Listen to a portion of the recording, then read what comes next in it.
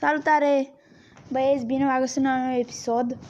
Azi fac canal de YouTube și dacă vă place acest episod, o să fac niște episoade de YouTube. Sper că o să vă placă. Așa, acum o să închei episodul, numai v-am spus. Și o să mă joc mai un pic. Salut! Sper să apreciați, să dați un like și să vă abonați la canalul meu. Sper măcar 100 de abonați.